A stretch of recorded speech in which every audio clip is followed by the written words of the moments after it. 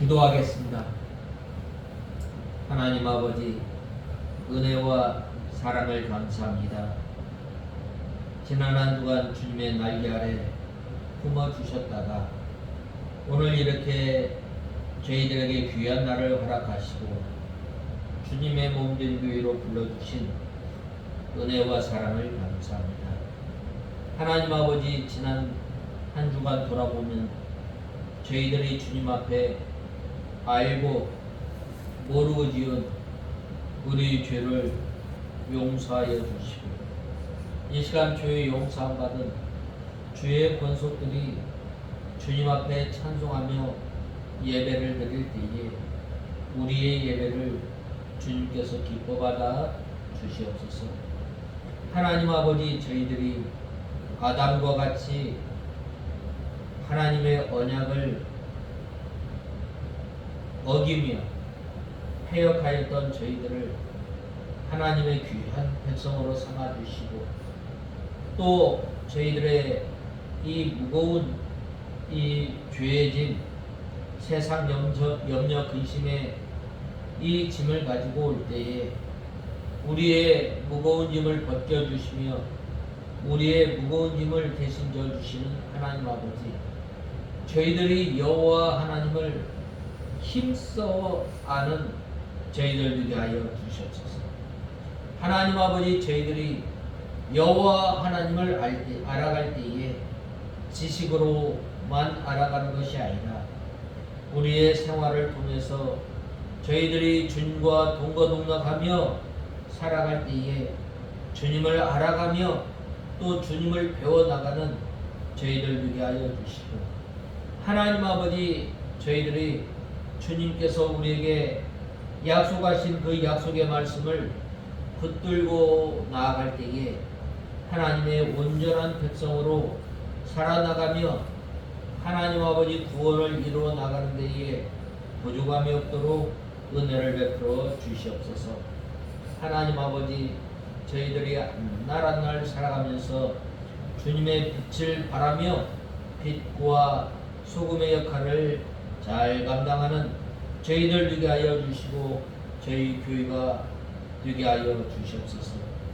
하나님 아버지, 저희들을 통해서 그 죽어가는 주의 심령들을 주님 앞으로 인도해 내며 하나님 아버지, 저희들이 상처받고 또 어려운 곤고함 가운데 있는 이 세상 사람들을, 믿지 않는 사람들을 주님 앞으로 인도해내며 하나님 아버지, 저희들이 저희들을 통해서 영혼을 소생시키며 주님 앞으로 인도해내기에 부족함이 없도록 은혜를 베풀어 주시옵소서. 하나님 아버지, 이 시간 저희들 하나님의 말씀을 듣고자 합니다. 성령 하나님께서 이 시간도 저희의 심령을 주장하시고 저희들을 주님의 진리 가운데로 인도하여 주시옵소서. 말씀을 전하는 종에게 능력의 손으로 붙들어 주시옵소서. 예수님의 이름으로 기도드리옵나이다. 아멘.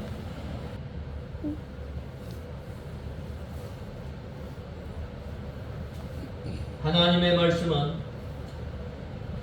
호세아서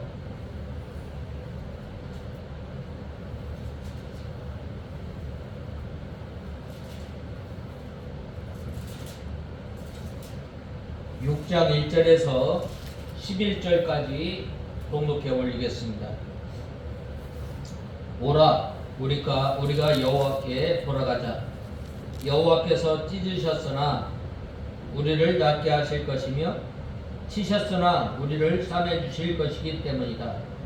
여호와께서 이틀 후에 우리를 살리시며 사흘 만에 우리를 일으키실 것이니 우리가 여호와 앞에서 살 것이다. 우리가 여호와를 알자. 힘써 여호와 알기를 추구하자.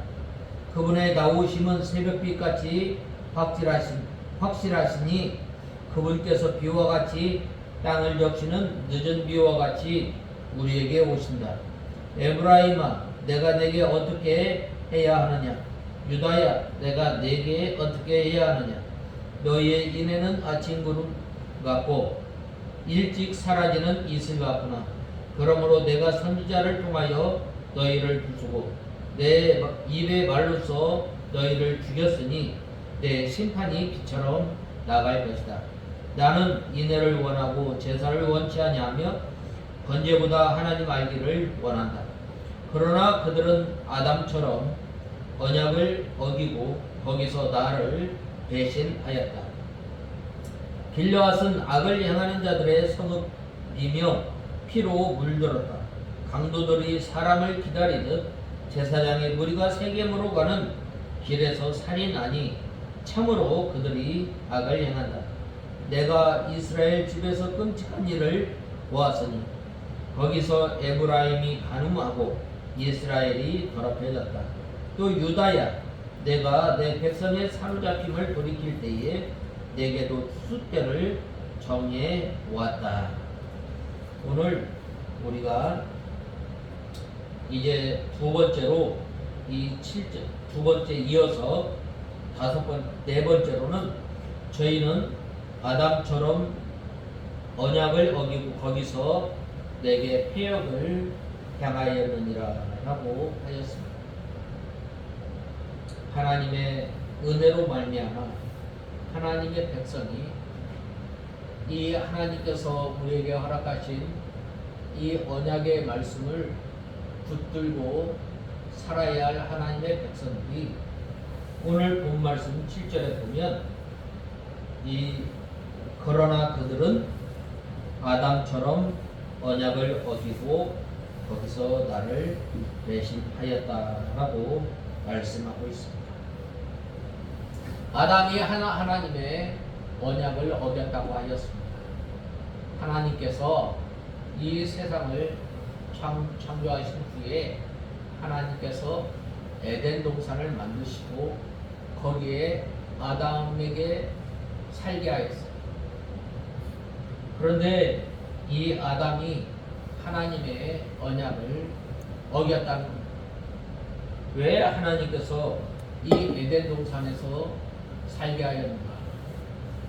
그것은 바로 이 에덴 동산에서 사는 것은 하나님의 명령을 순종해야만 살 수 있습니다. 또 이 모든 만물이 하나님의 것임을 알게 하기 위함이었습니다. 그런데 이 아담이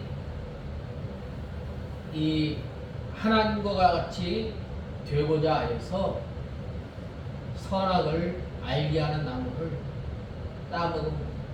선악과를 따먹음으로 말미암아 이 하나님의 언약이 파괴됩니다. 그 결과로 이 사람에게는 뭐가 들어왔어요? 이 세상에는 죄와 사망이 이 땅에 들어오게 됩니다. 그리고 사람은 점점 하나님과 멀리 떨어져서 이제는 그들의 이 눈에 보이는 대로 그 정욕대로 살아가게 됨을 우리는 보게 됩니다. 하나님께서 아담에게 하신 이 언약은 선악과를 따먹으면 죽고 또 안 먹으면 산다는 겁니다. 여기서 이 살았다는 말은 하나님과의 관계가 지속됨을 말하고 있습니다. 그러나 사람의 교만이 들어오고 하나님과 같이 되고자 하는 교만이 들어오게 되고 또 그들이 그 선악과를 볼 때에 보암직도 하고 먹음직도 하고 거기에 탐스러울 만큼 이 육신의 정욕, 안목의 정욕, 이생의 자랑이 더러움으로 말미암아 어떻게 된 거예요? 결국은 하나님과 같이 되고자 하는 그 마음으로 이 하나님과 맺었던 그 약속을 파기하였던 거예요. 하나님께서도 이 북이스라엘과 약속하십니다. 그 약속은 뭐냐면 10계명의 제1계명과 2계명. 너를 위하여 너는 우상을 섬기지 말고 너를 위하여 이 우상을 만들지 말라라고 하셨습니다. 신명기에 보면 이 하나님을 떠나 살면 그 가나안 땅에서 속히 망하리라라고 말씀하고 있습니다. 이 여로보암을 통해서 하나님께서 북이스라엘 10지파를 허락하셨어요. 그 10지파를 허락하신 것은 바로 이 솔로몬 왕이 하나님을 떠나 우상을 섬김으로 말미암아 그 심판으로 하나님께서 여로보암에게 이 10지파를 허락해 주시고, 이 하나님의 은혜로 말미암아 여로보암이 이 왕권을 가졌지만 그들은 어떻게 하였어요? 하나님과 맺었던 그 언약을 파괴하여 버리고 레위인만 제사장으로 세울 것인데, 세울 수 있는데 일반 사람도 제사장으로 세우고 또 이 절기를 바꾸고 또 예루살렘에 가서 하나님 앞에 예배를 드려야 하는데 그들은 다른 곳에 이 예배를 드릴 수 있도록 우상을 섬길 수 있도록 한 거예요. 이것이 바로 그들이 이 아담이 하나님의 언약을 어기며 패역하였던 것처럼 오늘날 너희도 이 아브라함이 그렇게 하나님의 언약을 파괴하였던 것처럼 너희도 그렇게 하고 있다라고 말씀하고 있습니다. 하나님께서 에덴 동산을 창설하시고 이 사람이 죄를 짓기 전에는 어떻게 하였어요? 하나님만 위하고 하나님만 섬기고 또 하나님과 동행하였어. 그래서 이 하나님과 동행하고 하나님과 함께하였을 때는 어떻게 하였는가? 바로 사람에게는 기쁨과 평안과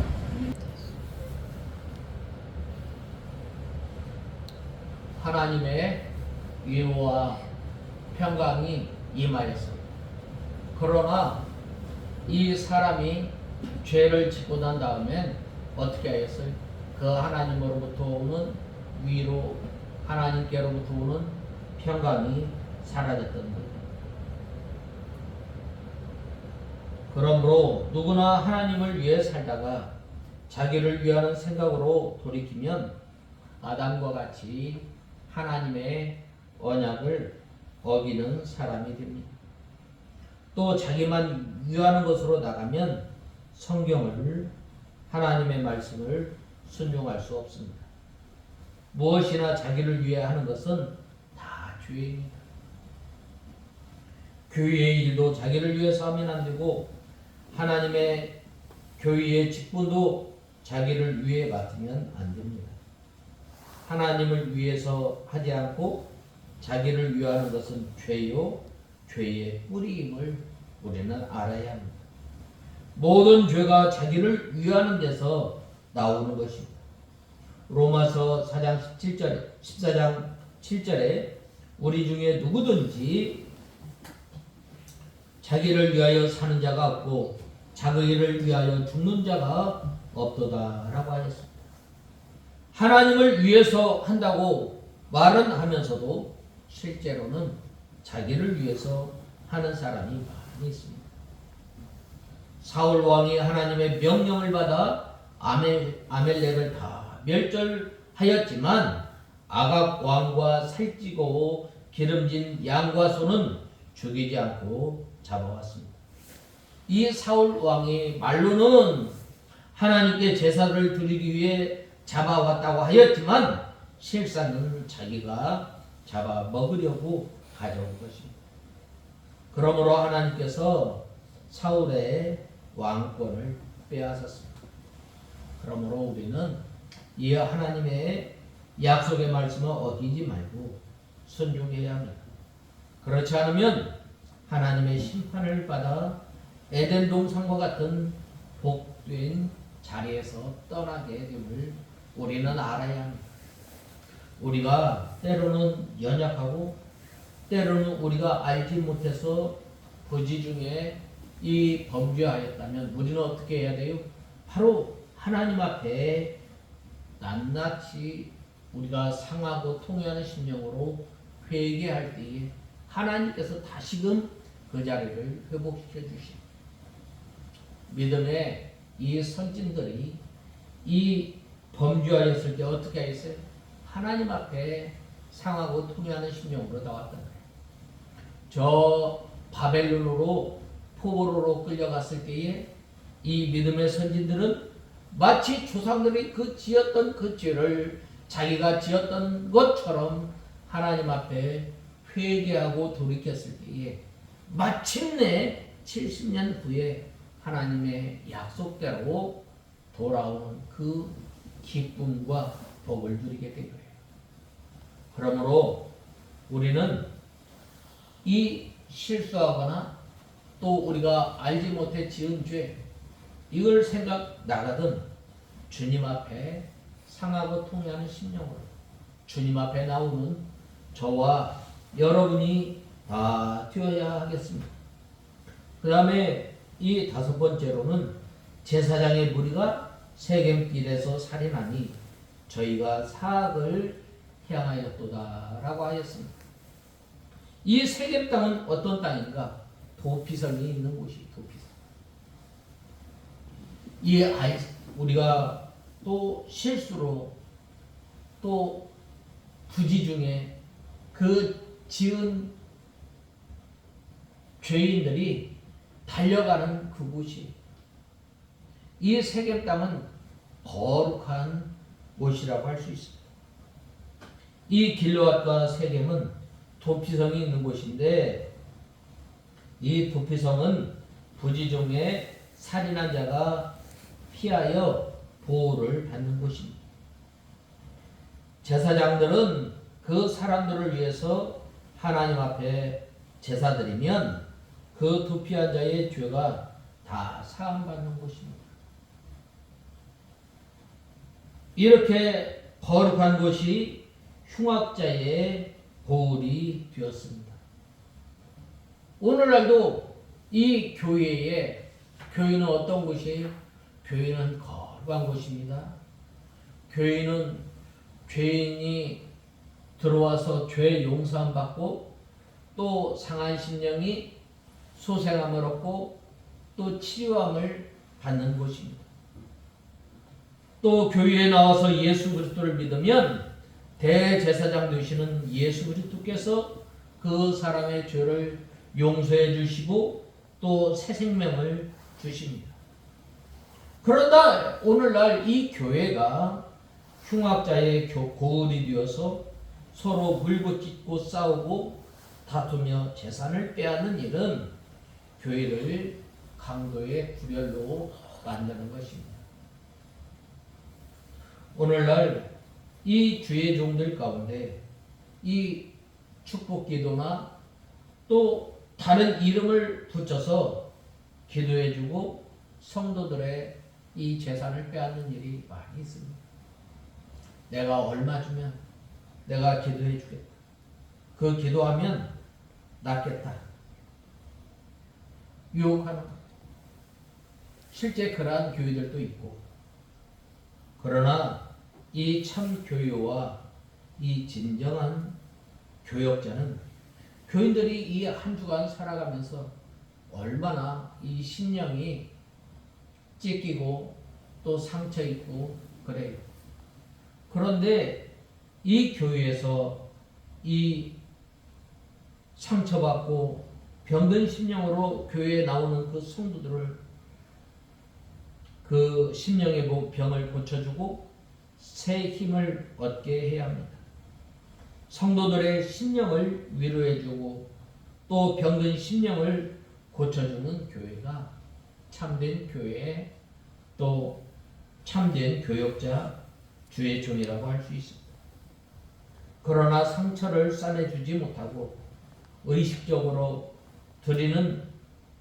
예배드리는 이 교회는 생명이 없는 교회라고 할 수 있습니다. 예루살렘에서 여리고로 내려가던 사람이 강도를 만나 거반 죽게 되었을 때에 이 레위인과 제사장은 그냥 지나가고 말았습니다. 이와 같이 종교적 의식주의자들은 생명을 건져주지 못하는 것입니다. 이러한 일들이 비일비재해요. 특별히 오늘 9절 말씀을 보시면 참으로 이 어처구니없는 내용이 기록되어 있습니다. 그 제사장은 어떤 사람들이에요? 제사장들은 이 이스라엘 백성들의 이 심령을, 병든 심령을 고쳐주고 또 곤고한 심령을 소성케 하고 또 치료하는 것입니다. 또 이 세겜과 길르앗에 죄인이 오면 속죄 제사를 드려서 그 하나님 앞에 이 부지 중에 죄를 범하였던 사람들의 죄를 대신 이 하나님 앞에 고하는 사람들입니다. 그런데 이 제사장들이 어떻게 되었어요? 이 무리가 마치 도적대처럼 사람들을 죽였다는 기록입니다. 여기에서 이 제사장의 무리라는 것은 제사장들이 형성한 이 폭력 조직을 말하고 있습니다. 당시 이스라엘 사회가 얼마나 부패하고 타락하였는지, 얼마나 잔인하고 잔혹스러운 세상이었는지를 가늠케 하기에 충분합니다. 제사장들의 직임이 뭐예요? 제사장들은 바로 이 대신 죄인들을 향해서 속죄 제사하고 하나님 앞에 나가는 거예요. 그리고 하나님으로부터 응답받은 그 죄의 사함을 말해주는 거예요. 또 바른 길로 행하도록 율법의 말씀을 가르치며 백성들이 이 범죄를 저질렀을 때에 그들이 드리는 제사를 주도적으로 집례하여 하나님과 교통하는 길을 열어주고 하나님과 관계를 회복시켜 줌으로 참 생명의 삶을 살아갈 수 있도록 연결시켜 주는 이 사람들입니다. 그런데 그러한 제사장들이 바로 이 사람의 피를 흘려 부당하게 자기의 일을 취하는 도적대로 변하였다는 것입니다. 왜 그런가? 북이스라엘 백성들 가운데 참으로 신실하고 또 죄악에 물들지 않으며 정결하며 믿음을 지키며 살아가는 그 사람들이 이 하나님의 약속을 기억하며 이 예루살렘을 향해 제사하러 갈 때에 그 제사를, 그 제물을 탈취하였다는 거예요. 이는 아마도 이러한 그 도적들이 많이 형성됐습니다. 이는 아마도 북이스라엘의 창건자 여로보암이 도피성의 하나인 이 세겜으로 피하러 오는 사람이나 북이스라엘의 경건한 신앙인들 가운데 절기 때마다 남유다의 예루살렘으로 순례를 떠나는 이들의 길목에 살던 제사장들이 이들을 위협하거나 죽이고 재물을 약탈하였던 것입니다. 그렇다면 이처럼 북이스라엘의 종교 지도자들이라 할 수 있는 제사장들이 무리를 지어 사람을 살육하는 일을 자행하였다면 그들만 유독 앞에서 그렇게 행하였던가? 그렇지 않아요. 이것은 하나의 단적인 예를 다룬 것입니다. 종교 지도자들의 악행을 통해 북이스라엘 전체가 살육과 약탈을 아무 거리낌 없이 자양할 만큼 사악하게 변했다는 것입니다. 이처럼 북이스라엘이 사악한 곳, 살벌한 곳, 극악한 일이 자양하는 것이 된 것은 왜 그런가? 그것은 한마디로 말해 탐욕을 고집하였기 때문입니다. 동서고금을 막론하고 물질과 그것에 대한 탐욕에 사로잡힌 사람들의 공통적인 특징은 다른 사람의 생명을 경시한다는 데 있습니다.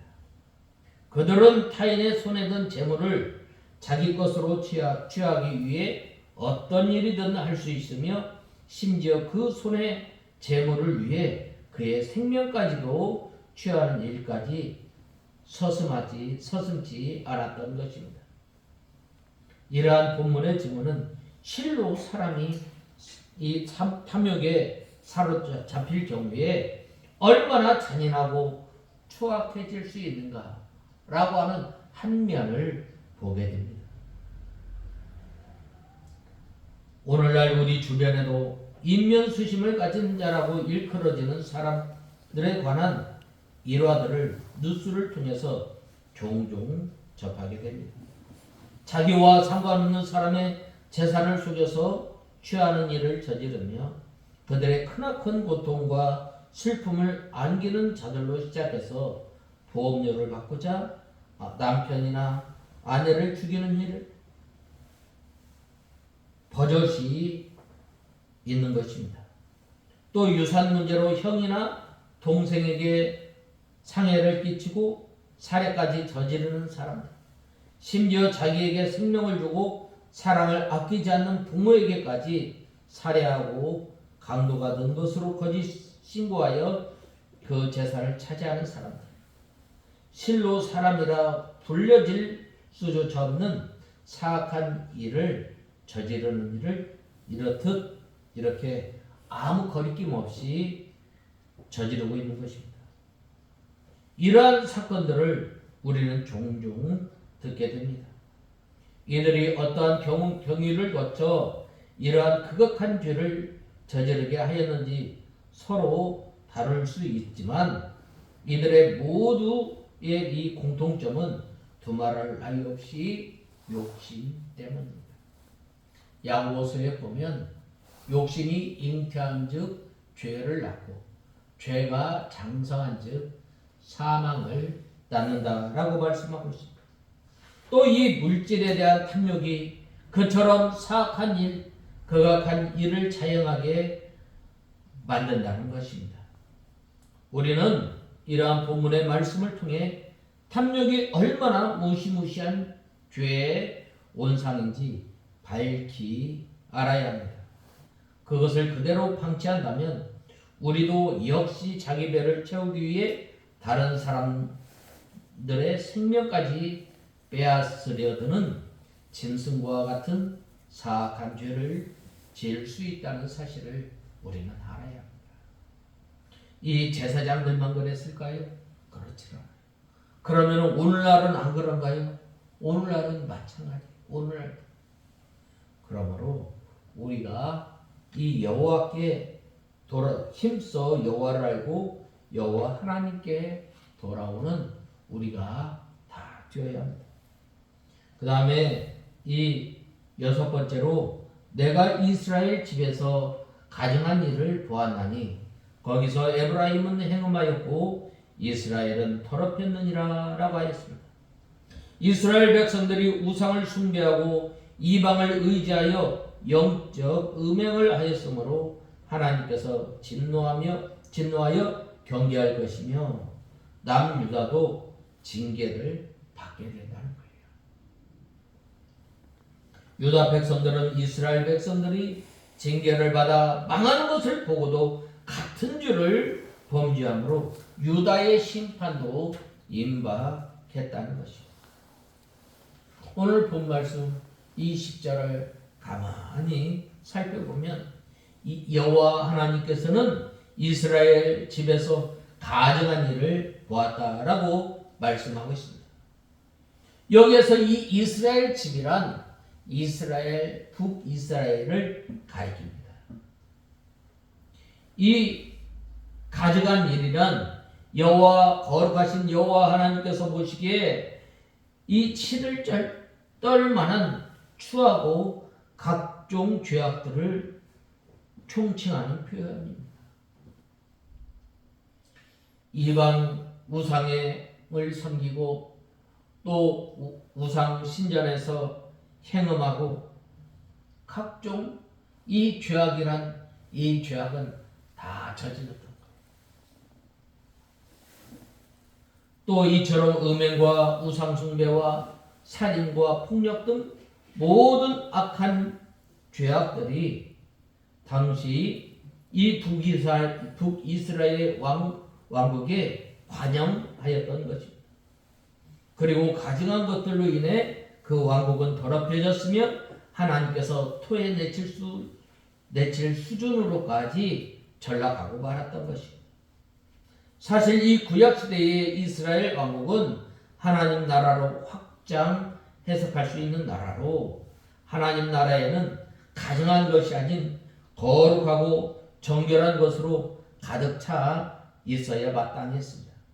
그런 그들이 이처럼 악하고 더러운 것들로 자신을 채우고 있었던 것입니다. 이처럼 더럽고 간영한 것으로 가득 채운 나라는 북이스라엘뿐만 아니었습니다. 하나님을 섬긴다고 하는 그 남유다 역시 마찬가지였습니다. 남유다에는 그 자체로 하나님의 집이라 일컬어지는 예루살렘 성전이 있었던 것입니다. 이 성전에는 이 하나님의 언약궤가 있었습니다. 부정하고 가증한 것들은 결코 그리로 들어올 수 없습니다. 그런데 충격적인 사건이 벌어집니다. 유다 왕국에서 가장 악한 왕으로 이름난 아하스부나스 왕은 불경건한 이러한 이 불경건한 왕들은 그 거룩한 성전에 각종 악한 우상의 신상들을 세워두고 공개적으로 우상을 숭배하였던 것입니다. 이러한 일은 유다 말기로 갈수록 극심하여졌습니다. 그래서 지극히 거룩하신 하나님을 섬기는 예루살렘 성전은 가증한 우상 숭배가 만연한 부정하고 불경건한 이 장소로 변하고 말았던 것입니다. 이곳에서 왜 하나님께서 떠나셨는가? 그것이 하나님 보호를 받지 못해 유다가 멸망하고 예루살렘 성전이 회파한 이유가 바로 여기에 있는 것입니다. 솔로몬 성전뿐인가? 우리는 알아야 합니다. 과거 솔로몬 성전 이전에 하나님께 제사를 드렸던 장소인 이 실로를 우리는 보아야 합니다. 그곳에 여호와의 언약궤가 있었고 여호와를 섬기는 제사장들도 있었습니다. 하지만 제사장인 엘리와 아들들인 흠니와 비느하스는 여호와께 드리는 제사를 업신여기며 그곳에서 자신들의 탐욕을 채우는 일에 빠졌던 것입니다. 그들은 제사를 드리러 오는 사람들의 제물을 빼앗고 성전에서 수종도는 여인들을 더럽히는 악행을 일삼았던 것입니다.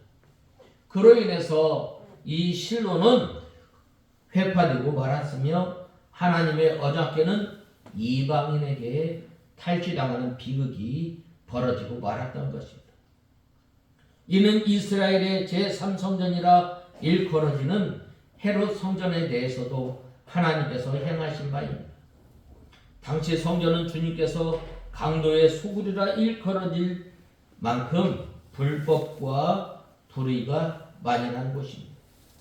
그곳은 거룩한 거룩이란 도무지 찾을 수 없는 속임이 난무하는 시장터와 같은 곳이 되었고 또 불의와 거짓을 합리화하는 것이 되었던 것입니다. 이로 인해 주님께서는 성전이 파괴될 것을 선포하셨고 그 말씀 그대로 AD 70년에 로마의 디도 장군에 의해서 철저히 파괴되고 말았던 것입니다. 그렇다면 오늘날 신약시대에 하나님의 성전은 무엇인가? 이에 대해 사도 바울은 너희는 너희가 하나님의 성전인 것과 하나님의 성령이 너희 안에 계시는 것을 알지 못하느냐라고 고린도전서 3장 16절에 말씀하고 있습니다. 바로 신약시대의 성전이 우리 성도들 자신이며 성도들의 모임이 바로 교회라고 말하고 있습니다. 따라서 이 시대의 성전으로서 성도들 자신 그리고 교회는 본래의 거룩함이 훼손하지 않도록 악과 죄와 싸우며 불의와 타협하지 않으며 세속화의 물살에 휩쓸리지 않도록 항상 우리 자신을 새롭게 다지고 또 확인하는 노력을 게을리하지 말아야 합니다. 아울러 하나님의 말씀을 따라 거룩한 삶을 살며 거룩한 일에 힘쓰며 선하고 의로운 일을 끊임없이 도모하며 이 하나님의 거룩을 드러내는 삶과 우리가 사역에 온 힘을 다해야 합니다. 그렇지 않는다면 오늘날 교회 역시도 과거 솔로몬 성전처럼 또 실로와 헤롯 성전처럼 그리고 선민 이스라엘과 같이 타락의 나락에 떨어져 불경건하고 죄악된 것들을 추구하게 할 것이며 결국 하나님의 심판을 면치 못할 것입니다. 우리는 이러한 사실을 아는 우리들이 먼저 깨어 있어야 합니다. 그것은 성전된 우리의 삶, 하나님의 집인 우리의 교회를 거룩하게 지키는 것입니다. 불의한 것, 악한 것, 거짓된 것, 그 거짓된 것과는 어떤 일이 있어도 타협하지 말아야 하며 의로운 것, 선한 것, 진실한 것만 추구하며 사는 우리가 다 되어야 합니다. 그리할 때에 하나님께서 내주하시는 성령의 전으로 이 거룩한 역사를 이루는 도구로 하나님의 거룩한 영광을 드러내는 온전한 성전으로 굳게 세워나가야 합니다. 오늘날 우리가 이 살아가는 이 시대, 우리는 이 구습을 벗어버리고 우리가 하나님의 온전한 사람으로 살아나가는 저와 여러분이 다 되어야 합니다. 그 다음에 마지막 7번째, 유다여 내가 내 백성의 사로잡힘을 돌이킬 때에 내게도 추수할 일을 정하였느니라 라고 하였습니다. 이 추수는 하나님의 심판을 가리킵니다. 여호와 하나님께서는 이스라엘이 범죄할 때 심판하시 유다에 한 가닥 소망을 두었던 것입니다. 그러나 유다도 이스라엘과 같은 똑같은 죄를 범함으로 하나님께서 심판하시기로 작정하였던 것입니다. 참으로 슬픈 일이 아닐 수 없습니다. 본 말씀에 보면 내 백성의 사로잡힘을 돌이킬 때에 라고 하였는데 회개하고 하나님께 돌아오는 것을 가리킵니다. 하나님께서는 회개하는 자에게 은혜를 베풀어 주시는 것입니다. 어떤 은혜를 베풀어 주시는가?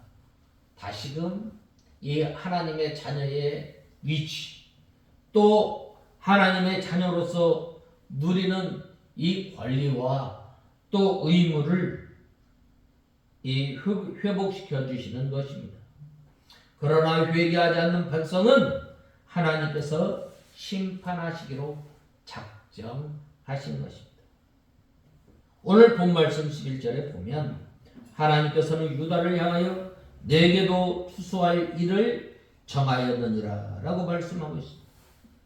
여기에서 이 추수라는 말은 두 가지 의미를 가지고 있는데, 추수에는 이 알곡을 거두어 곳간에 걷어들이는 작업을 말하고 있는 반면, 또 쭉정이는 불에 태우거나 바람에 날려버리는 작업도 있는 것입니다. 이것은 의인에 대한 구원과 악인에 대한 심판을 동시에 내표하고 있는 표현입니다.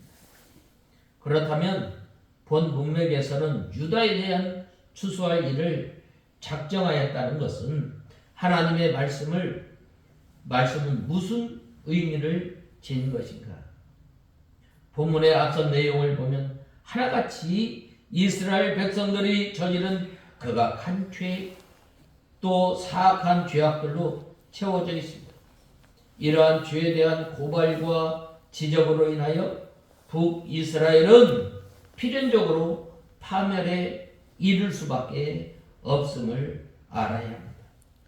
그런데 이러한 북이스라엘의 사악하고 불경건한 삶, 그리고 그에 따른 어두운 결말을 목격한 유다는 영적 교만에 사로잡혀 북이스라엘과 자신들은 전혀 다른 길을 걷고 있다는 것, 다른 길을 걷고 있고 전혀 다른 미래를 맞이할 것이라는 헛된 망상에 사로잡혀 있었던 것입니다.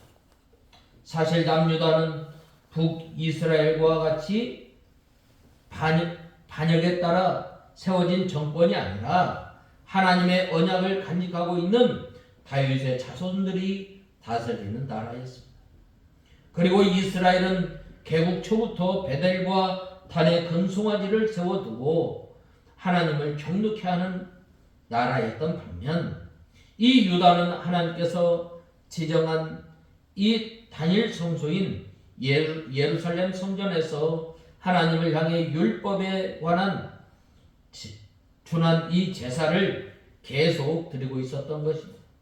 아울러 북이스라엘은 단 한 명의 왕도 예의 없이 불경건한 사람들이었으며 악을 자행하였던 사람들이었습니다.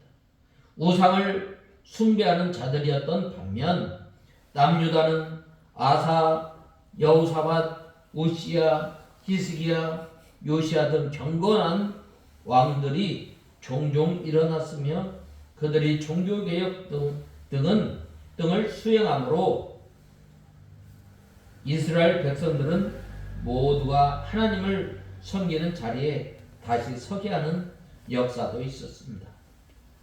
이러한 사실들을 생각해 보면 유다 백성들이 자신들과 북이스라엘의 운명이 다른 것이며 달라야 한다고 생각하는 것은 어쩌면 지극히 당연한 것이라 할 수 있습니다. 그러나 그들 역시도 하나님 보시기에 완전한 나라는 아니었고 오히려 아하스와 므낫세 등으로 대표하는 불경건한 왕들이 통치할 때는 이방 나라와 다를 바 없는 극악한 일을 저지르기도 하였습니다. 따라서 하나님 보시기에 북이스라엘과 견주어 볼 때 이 60보 100보 차이입니다. 이 군대 지휘관이 진격 명령을 내렸을 때에 한 명의 군사는 50보를 후퇴하였고 다른 군사는 100보를 후퇴했다면 이 50보 후퇴한 사람이나 100보 후퇴한 사람이나 뭐라고 말할 수 없는 것입니다. 다만 차이가 있다면 북이스라엘과 남유다의 차이가 있다면 더 속히 돌이킬 수 있다는 것에 차이가 있을 것입니다. 하나님께서 이 본문에서 이 같은 말씀을 주신 것도 이 때문입니다. 곧 남유다 역시 하나님 보시기에 불경건과 불순종을 자행하였는가 그들 역시도 속히 돌이키기를 원하였던 것입니다. 돌이키지 않으면 심판을 받을 것임을 가르쳐주기 위함인 것입니다. 그들은 북이스라엘이 심판을 당하는 것을 보고 그것을 비판하고 정죄할 위치에 있었던 것이 아니라 속히 회개하고 하나님 앞에 깨어 있어야 할 자리에 서 있어야 할 사람들입니다. 그런데 우리는 이러한 본문의 가르침을 통해 무엇보다도 이 성도들이라 일컫는 우리들에게도 하나님께서 심판의 날들을 정하셨으며 추수할 날을 정하셨음을 우리는 잊지 말아야 합니다. 우리 중에 어떤 이들은 이 심판이 오직 불신자에게만 주어질 것이라 생각하는 사람들도 있습니다. 그러나 성경은 성도들에게도 하나님께서 이 책망의 말씀을 주시고 죄를 멀리할 것과 바른 길로 돌아와서 의로운 일을 행할 것을 가르치는 내용을 제시하고 있습니다. 만일 이 같은 성경의 권고를 귀담아 듣지 않고 깨어있지 않으면 자신의 삶의 허물과 죄를 돌이키지 않는 이가 있다면 바로 오늘 본문 말씀을 통해서 하나님의 말씀을 우리는 되새겨야 합니다. 과거 남유다가 이 북이스라엘의 멸망을 보고도 안일하게 빠져 회개하지 않으므로 바벨론 나라에 의해 파멸을 당한 것과 같은 비참한 결과가 기다리고 있을 뿐입니다. 하나님께서 오늘날 우리에게 이 주신 말씀, 오늘 본 말씀 11절에 뭐라고 말씀하셨어요? 내게도 추수때를 정해 놓았다라고 말씀하고 있습니다. 바로 우리는 이 경고의 말씀을 통해서 우리가 상하고 통회하는 심령으로 주님 앞에 돌아서는 저와 여러분이 되어야 합니다. 주님 앞에 돌아서서 오늘 이 본 말씀 1절 2절에 보면 오라 우리가 여호와께 돌아가자. 여호와께서 찢으셨으나 우리를 낫게 하실 것이며 치셨으나 우리를 싸매어 주실 것이기 때문이다. 여호와께서 이틀 후에 우리를 살리시며 사흘 만에 우리를 일으킬 것이니 우리가 여호와 앞에서 살 것이다 라고 말씀하고 있습니다. 우리가 여호와 하나님 앞에 나올 때에 그분이 새벽빛같이 확실하시니 그분께서 비와 같이 땅에 덮치는 늦은 비와 같이 우리에게 오실 것이다 라고 말씀하고 있습니다. 이 경고의 말씀을 듣고 돌아오는 사람에게 늦은 비의 은혜, 이전 비의 은혜를 내리시는 것처럼 여호와 하나님의 이 권고 가운데 살아가는 우리가 다 되어야 하겠습니다. 다 같이 기도하겠습니다. 하나님 아버지, 은혜와 사랑을 감사합니다. 하나님 아버지, 이 세상이 죄악으로 달려가는 이때에 하나님 아버지, 저희들이 북이스라엘에 멸망당하는 것을 보고 다른 사람을 이 멸망을 보고 정죄하는 것이 아니라 우리 자신을 돌이켜 여호와 하나님께 돌아와 여호와 하나님을 알기에 부족함이 없도록 은혜를 베풀어 주시옵소서. 예수님의 이름으로 기도드리옵나이다.